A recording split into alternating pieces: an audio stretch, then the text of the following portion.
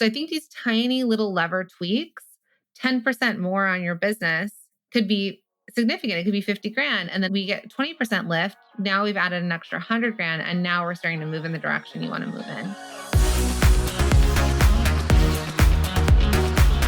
Hi, I'm Jacqueline Snyder, and this is the Product Boss Podcast. I've helped launch and grow thousands of product-based businesses, even one of my own. And over the last 20 years, I've seen behind the scenes of businesses just like yours. Whether they are makers, manufacturers, artists, or food and beverage businesses, I have spent so many hours studying it all. I've discovered what makes them successful. What are mistakes they could avoid? How did they turn an idea into successful business? And what are strategies they have used to make more sales and be discovered by more customers? This is what this show is all about. Whether you're just starting out or you're looking to become $1 million product boss, I'm here to give you the permission to chase your dreams, no matter how big or small. All you need is the right mindset, a little courage, strategy, and support, and you too can be the next $1 million product boss. Let's do this. You know it, we know it. Next year is creeping up really quick. And if you want to make business boom in 2024, you need tech that puts you in the pilot seat. The new HubSpot Sales Hub will help you close out the year strong and kickstart your success for 2024.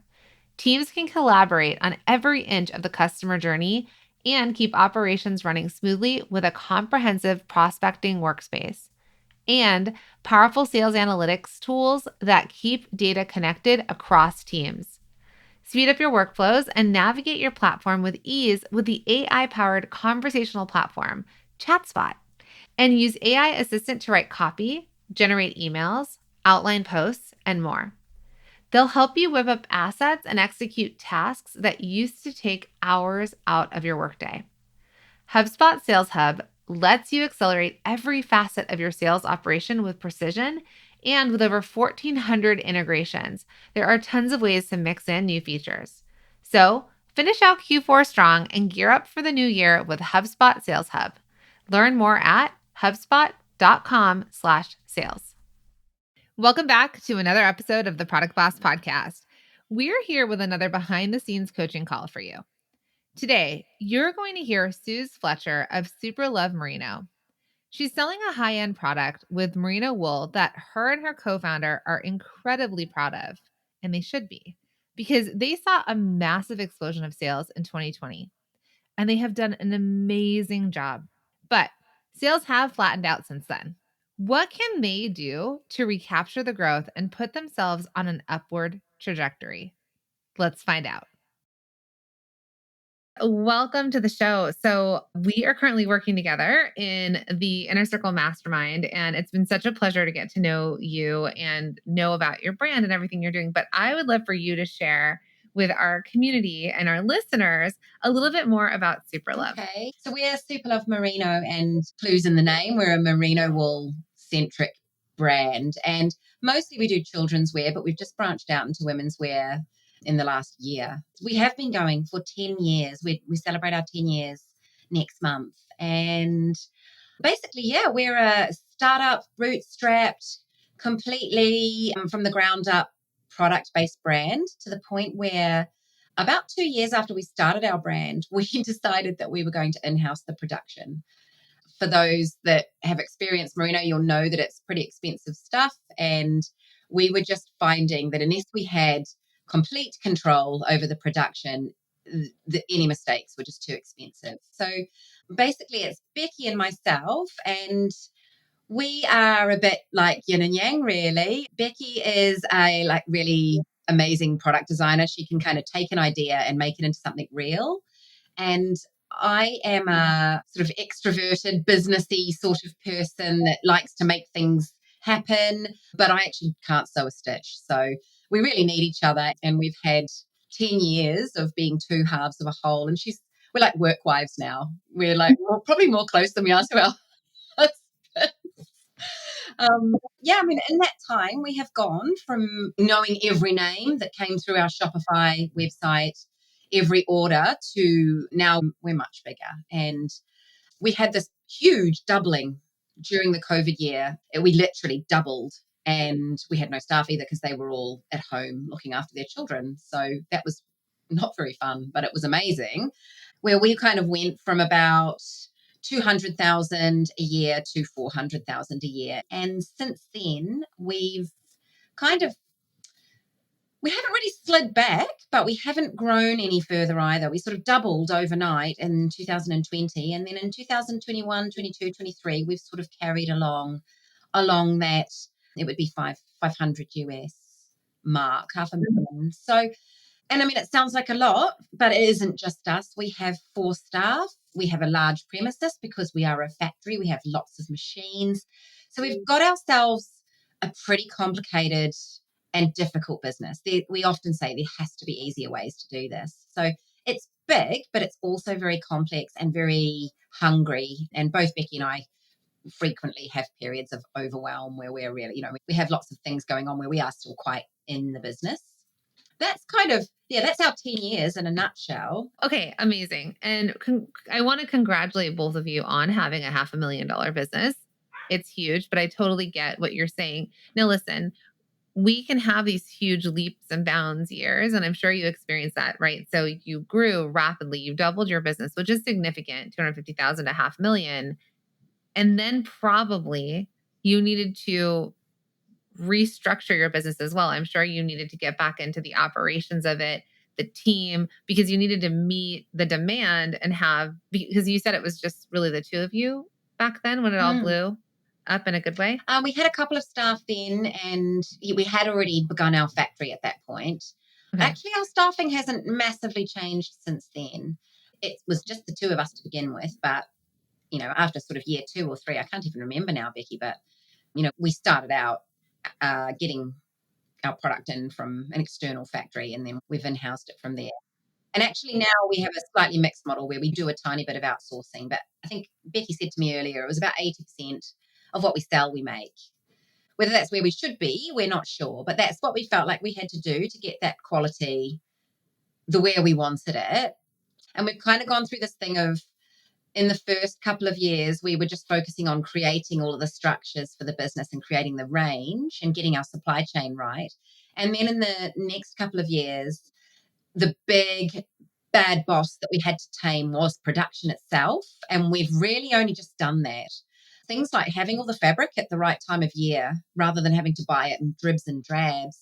We've had to take a deep breath and take some working capital to be able to do that. But that's enabled Becky to make huge efficiency changes to the factory. And now we're in this position where, right, the last bastion it's probably not the last bastion, but it's probably a false summit, but it's marketing now. Marketing is now the last problematic area that we really feel like we need to do something about it. We've grown almost entirely on word of mouth. Now we're getting into the core topic here, marketing. Suse and Becky had some explosive growth in early 2020, but they've leveled out since then. They want to capture some of that growth again, and they believe that marketing is going to be the way to get there. But is it? Let's take a look. Okay, so let's dive into the details here. So looking at your site and your range, you have baby, kids, and women, as well as sleeping bags for babies. So you said you're mainly a kids company, but you do have women's. How much of your business is the women's wear? It's probably less than 10% at this point. We only launched it last winter. And that was purely because we kept getting asked for it by the mums. They were touching these baby clothing and seeing how happy and warm their children were. And we just kept on getting this comment over and over again. I wish you would do adults. And so we kind of did it hesitantly because there is more merino out there for adults than there is for kids. However, yeah, you do what your customers tell you when they tell you enough. So. Well, do we though? So I do want to I don't know. You're probably going to tell me that's the wrong thing. You made the patterns. You have the product. So here's the deal. When you say it's probably 10%, you are making $50,000 a year then off of the women's wear versus $450,000 off of the kids' apparel and sleeping bags. Does that sound accurate? Okay. So, well, you've done it. So we're not going back on it currently, but I want you to, and I know you said, well, they keep asking for it, but the question is people can always tell you they want something, but are they putting their money where their mouth is? And so the demand while they were asking for it is not super, super high. So I know from fashion and manufacturing, the development of patterns, cut and sew, making the pieces, like you're spending a lot of money on this product and then you're waiting to sell it. Now, is it an alternative market that you can get into? Absolutely. But it's also a very different market too. So when moms follow brands, they're going to follow baby brands and they're going to love all the little baby pictures and the baby wrapped and the sleeping bag and all the things. And then you've got the apparel and it almost needs its own marketing platform for it. So while I'm not going to tell you to change anything massively right now, there's a couple ways you can go about this. There's Hannah Anderson, which is a big brand here in the States, who mainly is baby and kids.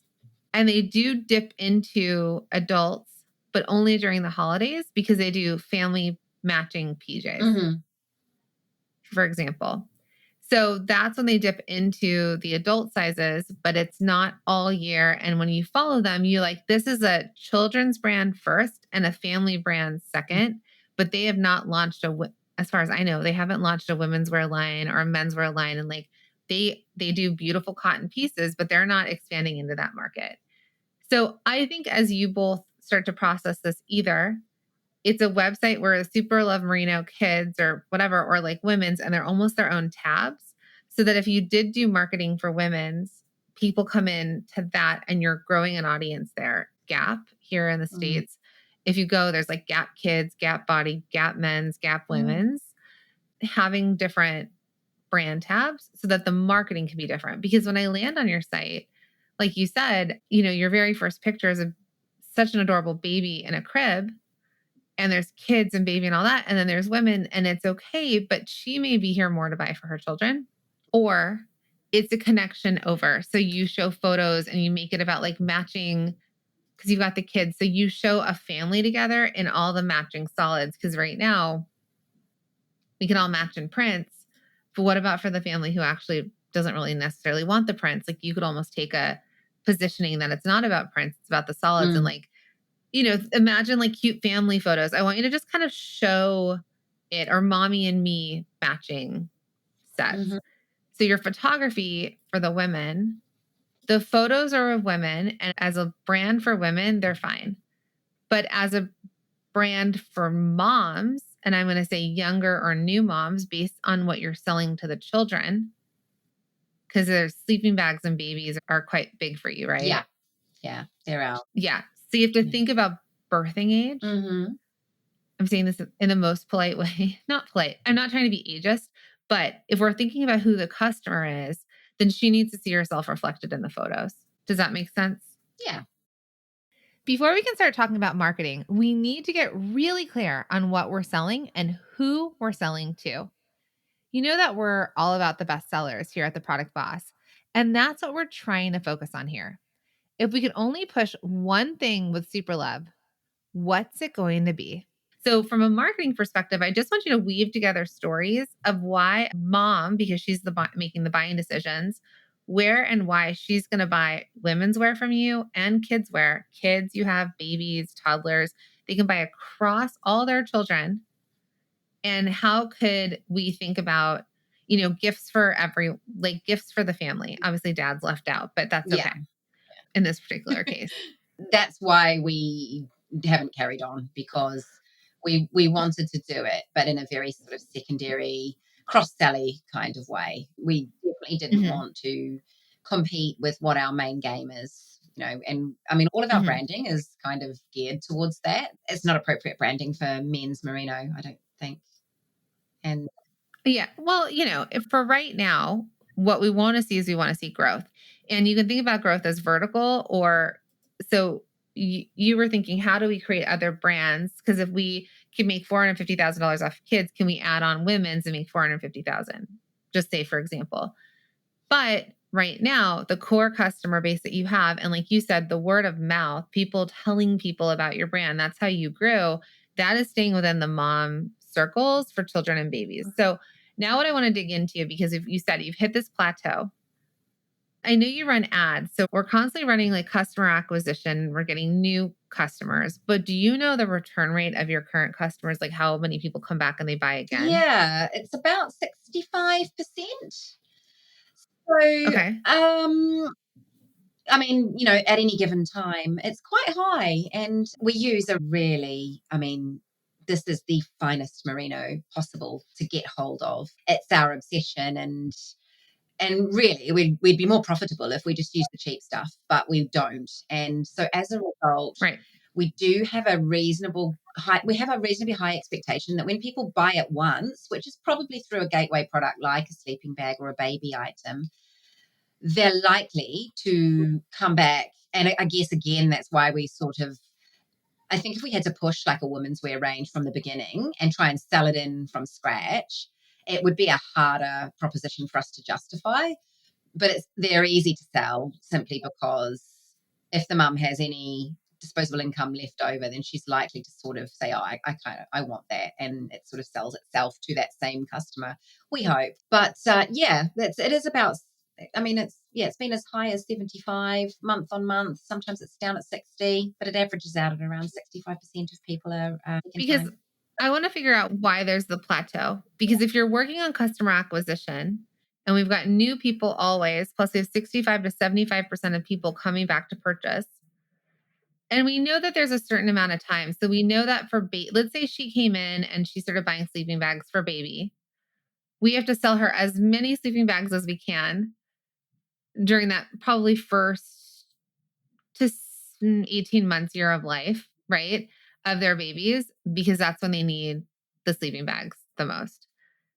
And then they will either keep them and save them for baby number 2, or if they're having a baby of a different gender or they're thinking of something else, they might come back and say, okay, now I'm going to buy the next, another colorway, for example. But she might be resourceful when it gets to second kids that she's going to kind of keep things and keep it going. So we have this life cycle in the baby section of about, newbornish to we've got people buy stuff for gifts like baby showers, right? Then baby's born. And then we have probably up until 18 months of life in terms of needing the sleeping bags. So we have to think about each section and say, if we've captured that customer, then how does their marketing, maybe there's like a timer or a way to segment in your email list that when they've been on the list for a certain amount of time from a sleeping bag, do you already do this? Yeah, absolutely. We've been talking about Yeah. this exact thing recently. We haven't worked out Okay. exactly how to do it yet. We've been delving around in the back of Klaviyo, which we use, and it seems like it's really powerful what you can do in there. We haven't managed to make the segments, but we are planning to do that because we do a toddler sleeping bag, which is like the next step. And really, what we're Mm-hmm. not doing is sending those customers that have bought a baby sleeping bag an email to say, "Oh, your baby must be a toddler now. Move on. Here's the next Yeah. step." And so that's a bit of a like low hanging fruit that we've not picked yet off the tree. Yes, because what we want is we want lifetime value of the customer. And because you're capturing the customer, you could capture them as early as registries, baby shower registries, right? That's maybe not them buying it unless they knew about it, right? Because you said your word of mouth. So they're putting you on their registry and then people are purchasing it. So this is their imagination of all the things that the new mom thinks about that she wants to bring home baby in or have. And then the idea is like, how do we follow through and how do we, like you said, move them then from the stages of newborn, baby, toddler to kids and grow with them. So you can do retargeting simply from people who have purchased the sleeping bag. And it could even say 6 months ago or within, 6 months to a year ago. And you say, hey, did you know we have toddler sleeping bags? Right. Instead of the capturing the very beginning, you could just try some retargeting emails because like this lowest hanging fruit for you all is going back to the customers that have bought and continuing to get them to buy. Because I want to see what percentage. It's not that we want 100% of your sales to come from return customers. No, we want the diversification and we want to be acquiring new customers because that's how you're going to continue to grow. But how do we get them to spend more money with you and have a longer lifetime value with you? So if you can look at that and you can pull some data together and think, what's the lifetime value of our customer up until this point? And then how can we increase that? Just that small margin will be significant enough to start to bump you up, because I know you want to get to 750,000 to a million. So if we can start playing with smaller numbers, I think you can start to move the needle a little bit. And like you said, it's lowest hanging fruit. From customer acquisition perspective, you're paying for ads, which means you're bringing people in, and you have a pretty good ROAS, which is a return on your ad spend. So I think it's this internal structure of, and trust me, because over here at the Product Boss, we also have been talking about segmenting our list better and what's the customer journey and where do they come in at. And it's like, it feels like this complex maze that we have to really wrap our heads around to figure it out. So think on the simpler ways. You might just do retargeting campaigns, or not retargeting, emails that are just like, did you know we also carry this? So letting them just, like, you can even just think about it as brand awareness within the brand. And then with Klaviyo, you actually can target people. You can send emails. If they bought this, I want to email them something. Think about emails as a billboard in their inbox. Hey, we're still here. And did you know? I just realized that with Janie and Jack, which is a big brand here. My daughter's 8. And I think they had only ever carried up until 8. And in the stores, they only carry up until 5 or 6. Not that I can get this kid to wear the clothes I want to dress her in anymore, but they go to tween now. And I didn't know that they went to tween. And I personally, as the mom, am a fan of this brand. And every time I walk by, I have like nostalgia for wanting to get my kids back into it. But I had no idea they went all the way to tween, because their images are still reflecting young children. So, but knowing me, that I was a customer and I bought maybe every other month, like new stuff came out, I was buying stuff. It would be really great if they told me, because if I've been a customer of theirs for the last 8 to 10 years, then my kids are older. They could let me know, you know? So I think when you're thinking about that, you can think about that. And do you have abandoned cart sequences? Yes, we do. So the other thing you can offer, and what you're saying, Becky, is you can just think about your customers that have spent the most with you. You can definitely pull that data out and say, hey, what is the top 10% of our customers? And you can create a marketing campaign saying, like, you're one of our best customers. Here's something. I just got an email today from, you would call it football. We'll call it soccer over here in America. Call it soccer too. So I'm with you. Okay. So I had paid for premium seats when I went to an LA Galaxy game. And they have that data, because I've received multiple emails now from a woman at the Galaxy that's like, hey, looks like you bought premium seats. Would you like to talk about, they're probably trying to sell me like season tickets, season seats. They're probably trying to sell me that because they're like, oh, if this person paid more to be closer to the field, maybe they want something. And I'm a new customer, but they saw my actions as a customer and they're targeting me. And I was like, you know what? I'll jump on a call. I give them my husband's number, not mine, because I actually don't have time to jump on a call. But I was like, that's interesting. They tracked my purchase and they raised me up to this like top tier line where they're like, oh, this person could potentially be someone who will pay for season tickets. So for you, it's kind of the same idea.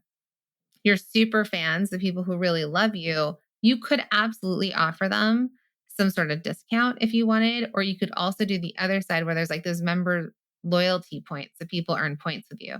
And people love a really good game. Like I've been with Aveda since forever. And on my birthday month, I get 3 times the points if I spend in that month. So I would always wait to buy all my products then. And I made it to the top level.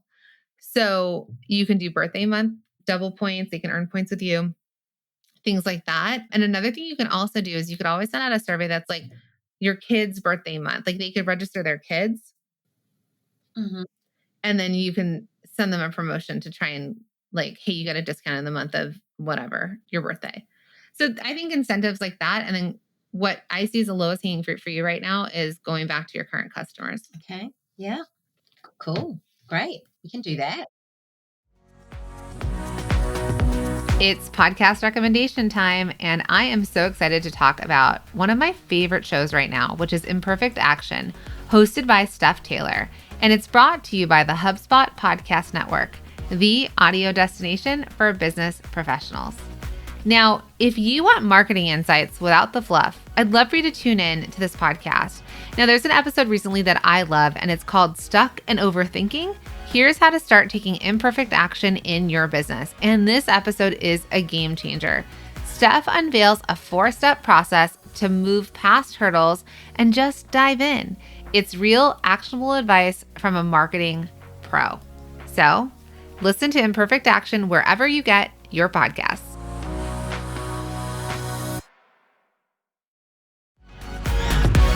Calling all product-based business owners that are making over $100,000 in their business. That's right. If you're making $100,000 to $1 million, this is for you. Now, before I talk about this free masterclass that I'm so excited to bring you, I wanted to talk about the fact that did you know that only 12% of women-led businesses make it to $100,000 a year? And what's even crazier is that only 2% make it to $1 million in revenue. All right, my friends, this is where we have to change these stats. So, if you're at this level, you've shown you've got what it takes. But what got you here is not going to be the thing that gets you to that next level. And so it's time to learn some new tricks. So if you're ready to take your business to the next level, join our exclusive free masterclass, The Proven Path to a Profitable $1 Million Business, and discover the secrets to breaking free from being the bottleneck, assembling a capable team, and embracing your role as the CEO, who, by the way, takes vacations while the sales still roll in. So if your business is making more than $100,000 a year and you're ready to kick your business up a notch, secure your spot for December 5th at theproductboss.com/level up. It's theproductboss.com/level up. Let's make 2024 your breakthrough year.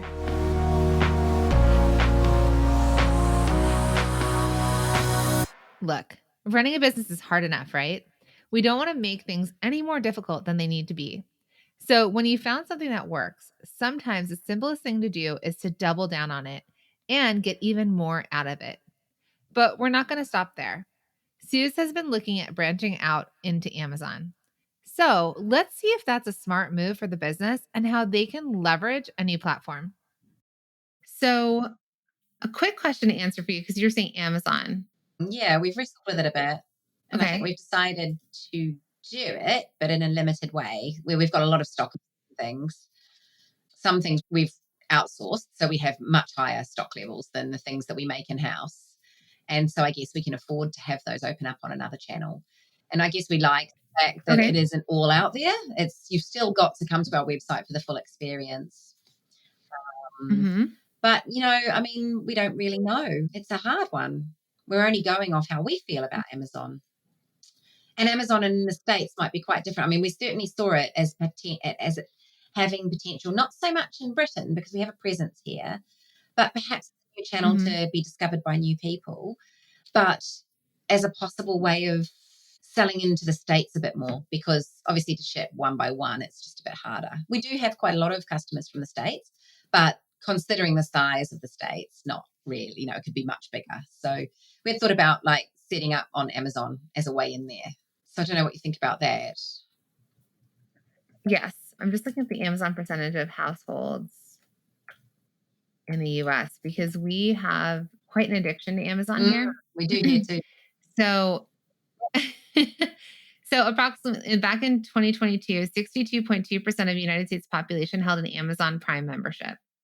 And they said by the end of 2025, the figure will be about 65.4. So approximately 6 in every 10 individuals in the US is a Prime member. So what that means is literally, I was thinking about something I needed the other day, and I was like, I actually don't know where to shop for this anymore other than Amazon. I couldn't even conceive of a store I could go to for the thing that I needed. And I know that's unfortunate for small businesses and mom and pop shops, but a lot of retailers have gone out. So I love your idea of where you're going because it does not have to be the entire product suite. But if you're already a visible brand and someone knows, they're going to be looking for you on Amazon.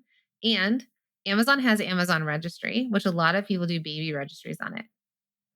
So it would be very easy for somebody to do an Amazon baby registry and attach your products to their registry, and the purchases just happen through that. Right. Do you know the brand?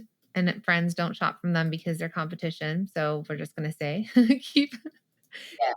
we've had conversations with them about some of their prints that are very close to ours. So we don't love them. And yeah. Anyway, but yeah. So I know I saw it. I was like, So they are on Amazon US and they have thousands of reviews. And this is not to say you can't be on here either, because again, your brand is also well known. So they have their ultimate baby sleeping bag, their 4 season one, has 2,876 reviews, 5 stars, and it's $109. So I think that if you can, I know they're your competition, but also looking at, they have the toddler sleep sack. They've got a few pieces of kids' clothes, but not really, a couple blankets, but really it's like the sleep sack. Yeah. And that they have on here. And I will agree that when I was buying sleep sacks for my kids, I was buying the, like the not linen, the cotton, Aiden and Nace, that brand. Yeah. So I know that back then I was buying that. I lived in Southern California. Yeah. We didn't need wool, So yeah, I like the idea of you setting up a brand registry site, because that's what they have. So take a look at what they have. It's a brand registry, which means it looks like your own website. You use this as like a homepage, and then people are searching for it, but you may just want to make sure that you look different enough from them. Yeah. So if products are crossing over, that it just feels a bit different, not from your side, but from their side. But yeah, I think it's an interesting option, and you'll be able to reach a lot more households. And thinking of convenience from a mom perspective, she needs something and she needs it now. She's going to order it on Amazon. Yeah. Yeah. Yep. Fair enough. I mean, I guess, there's levels in merino. I'll just say that. And it's not all the same. And I guess we've held back from going on Amazon because of brands like that, which it's just the thin stuff. And we don't want to sort of stand next to that and think, this is the same. It's just a different color. We've got to think about how we present that, really. And it'll be a funny thing for us to get started when we don't have the reviews at first. You don't, but that's okay. I mean, because you're going to build it. Not on Amazon. Yeah. And maybe you don't come out with the entire product. So you just go straight with like a singular product across variations. Yeah. And what I love about Amazon is it allows for video now.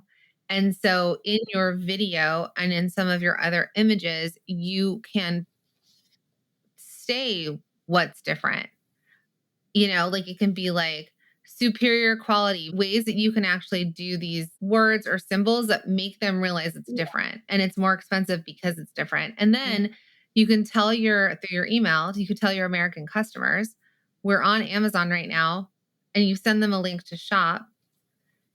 And what happens is, if they go buy and they buy it once, it raises you up naturally. Yeah. And then you can ask them, if you purchase, because we're brand new to this, please leave us a review. And you can ask them for the review if and when they purchase. And then, because you already have an audience and a customer base, so you're not starting from scratch on Amazon, because you have the customers. You just have to tell them. And it's okay if you let them shop from Amazon and that they're not shopping from your own website while you're building that side of the business. And also know that, like you said, you're going to have a limited range there. So they'll buy out of convenience. And then when they discover it, they'll go check out your website and be like, oh, there's so much more I can buy. And here's the thing. When you start anything new and when you've been doing something for a really long time, we get kind of afraid, and scarcity kicks in. We're like, oh my gosh, it's going to like cut sales over here. And now we're going to be selling on Amazon and they're not going to come buy from us over here. And we're going to be spending, 15% plus on Amazon doing this for us. But do you have a fulfillment center here in the States, or do you ship from the UK? We ship from the UK, which is, that's not sensible. I mean, to be honest, it's probably only cost us the same amount, because that 15% that we would be paying to Amazon, we keep, but we spend it because we offer free shipping above a certain level. So obviously there's a cost to us, but it would be better for the customer. And I know that I shop from Amazon because I'm an impatient sort of person. I often will look on Amazon because I know how long it will take to come, and I don't have to try and figure out how long it will take, and I don't like waiting anyway. So that's bad, isn't it? Most of us aren't used to that anymore. Yeah. So I think then because Amazon can also act as a fulfillment, like a 3PL center for you. So long term, you could have certain inventory that you ship to the States that's housed by Amazon. And Amazon, I think it connects to your Shopify site. So it can actually do your fulfillment for Shopify and it can do your fulfillment for Amazon. So it could eventually be like a really strong partner. But knowing that you could build $1 million, $2 million business on Amazon alone, and then also have your website doing the same amount that it's been doing. Because of the reach, 6 out of 10 households are on Amazon. And because of the type of product you sell, and because you already have the namesake, like you could absolutely build a very strong business on there with not a lot of products. So I think it's a good idea. You'll test and try. It'll be a little bit of a learning curve. And I think, and we could keep working on this throughout the mastermind, but thinking about, how do we drive traffic there? What else do we need to do? But I think it's a good move. And when you said for a premium brand, premium brands are on there now. Like it depends on if they're fashion or not fashion, but for what you have, absolutely. Amazon is a powerful sales platform. I mean, you heard those stats, right? Over 60% of the US is an Amazon Prime member. But how you approach getting sales on Amazon is going to vary depending on your business strategy. Superlove sells a premium product, which can work on Amazon, but they're also incentivizing customers to visit their website and see the full collection of products they have available. Whatever you're doing in business, you'll want to approach it with a clear goal in mind.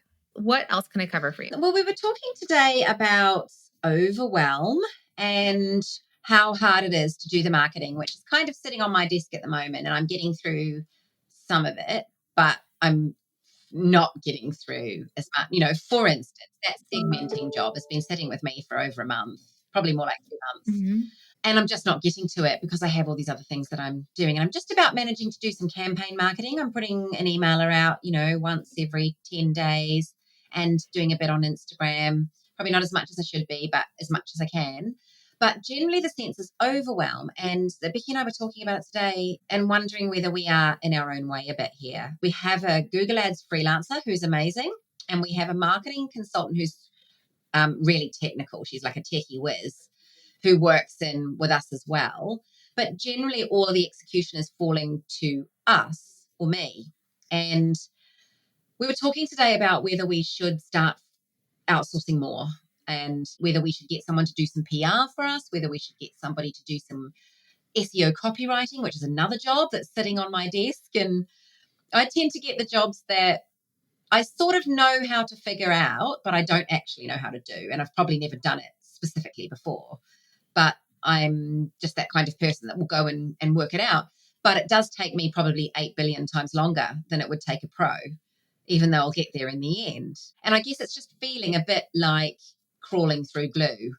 I think I might be a bit of a funny control freak too. There might be behavioral stuff, some behavioral stuff there. I am. It is difficult for me to outsource things. I'm known for outsourcing things and then snatching them back in disgust. But I'm trying to get better. And I do think I need some help. And I guess we were like, so do we need to work with an agency? I mean, we did work with an agency a couple of years ago and they wasted heaps of money and we didn't get anything. Maybe it wasn't the right agency, but. So when you start to reach these levels, so people are always afraid, when we talk to somebody in the very beginning of their businesses and they're afraid to grow because they don't know, they can't even conceive how it would be to make and manufacture and do all the things to hit the revenue levels that they'd be at. Now you're at that revenue level. So you're actually on another side of it where you're the bottleneck of your business. So if everything is sitting on your desk, and even Becky, eventually she might end up being the bottleneck and she might need a production assistant. She, eventually does Becky need to be in quality control and spreadsheets and all that? No, she might need to be like higher level as you grow and become $1 million business, $2 million business, $10 million business. And she's going to need doers. You, Suse, also need doers. So when you don't grow, and I come from a place of scarcity where I'm like, oh my gosh, like we're only making this much money and the profit and we need the profit and all the things. And who do we hire? This is a couple of years ago where I really wanted to keep our profit level high, but we weren't hiring and we were burning out. And also our capacity and capabilities to keep up with all the things just wasn't that. And where do we belong? We belong high, like top of the org chart. visioning, doing the things that we maybe like finance. I'm right there with you. Like I keep finance under my belt, things like that. But I'm not doing the profit and loss. I'm not doing any of the billing. I have a team for that. I'm just overseeing it. The goal for both of you long term as partners will be that someone is actually submitting reports to you. You're looking at the reports. You get to glance over them or spend some time with them, know the parts that you know about each sides of the business that you handle and say green light, red light, yellow light, right? So this looks good. This is a problem. Hey, Becky, hey, Suse, we need your, opinion on it. Or like everyone all hands on deck. And especially I think with production, right? But eventually Becky won't be doing it all. And eventually you won't either. And it is going to take you taking things off your plate. So when we're thinking about hiring, you need to think, is it consequential and is it irreversible? So if you hired someone to do your marketing, it's not going to end your business and it's not irreversible, right? Like if they sent out an email and you're like, the link is broken, or maybe it didn't really fully resonate with how I want, that's okay. Just give them the feedback and let them do it again next time, right? Send out another email. Oops, link is wrong. So we have to really gauge from the co-founder CEO role of our business. We need to gauge what is really important. What's really important for Becky is fabric comes on time and that there's, quality control, production is happening, units are being made, we're not losing a lot of money, right? So for you, what's happening? You're looking at profitability, P&Ls, you're looking at customer growth, we're looking at our sales happening because you're making sure the money's coming in. And then what we need is we need the doers to reach the people. And, I had to write last night because we've been in transition on our team and I had to write emails, I had to write scripts. And I was like, what am I doing? I was like, we need a copywriter on the team because my time sitting there and thinking about all the copy, I would rather be able to someone give me the copy, they get it after I've trained them. I get to show up, record or do the stuff I need to do, and then move on to the next really big piece of the business. I cannot be stuck in the weeds. And so you're getting yourself stuck in the weeds. So when we talk about SEO, I don't think you need that right now. I think what we need to think about is you could hire an email expert or someone who understands e-commerce copywriting that's really churning out emails. They know your marketing initiatives. They know the product that's coming. They know what you want to sell. They know what you, Suse, are going to be at like the top. You're like, this is our marketing initiative. In the month of November, we're going to be selling this. And each week we want to promote different things. And you do that. And then you give that and someone else takes it and they write the emails. They get the photos together. They actually get them up and shoot them out.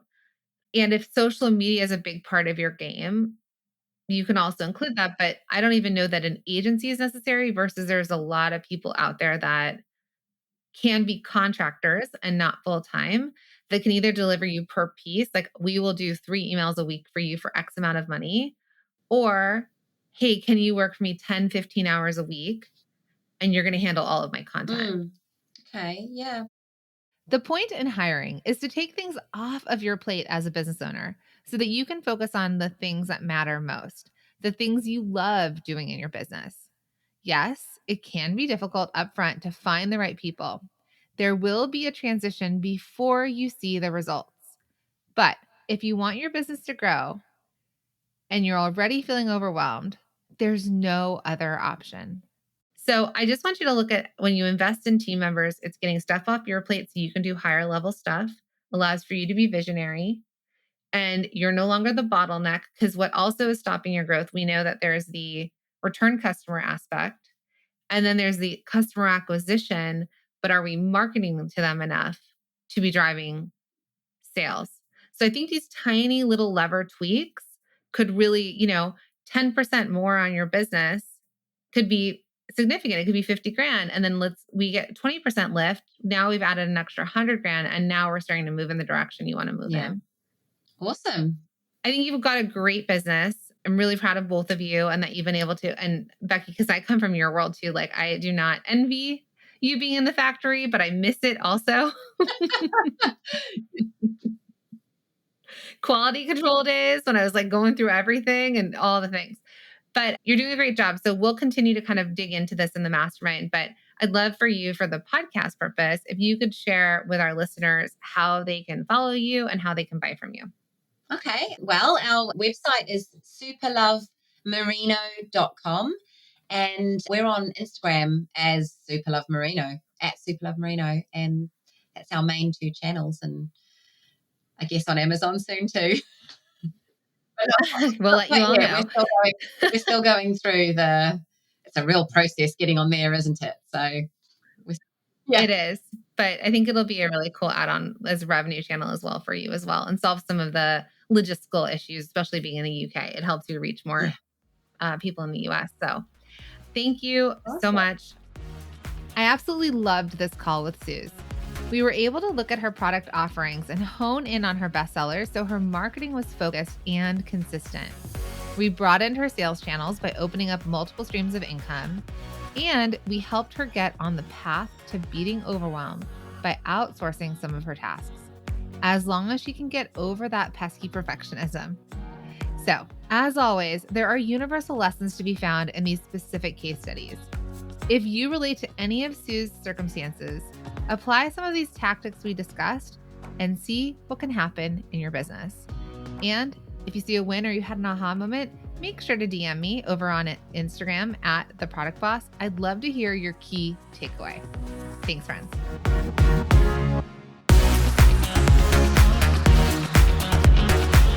Thank you for being here and listening all the way through the Product Boss podcast. If you love our show and it has helped you in any way in your business, would you mind doing two things for us? Subscribe to the show so you never miss an episode, and leave us a review. Reviews help other product entrepreneurs know that this is the place to be to grow their businesses and realize that they're not alone. And we know that you all know that a 5-star and honest review helps you sell more products to more people. So you know that your reviews help us reach more listeners around the world. Remember, what we give is what we receive, and we are all about helping each other in the Product Boss community. We are all in this together.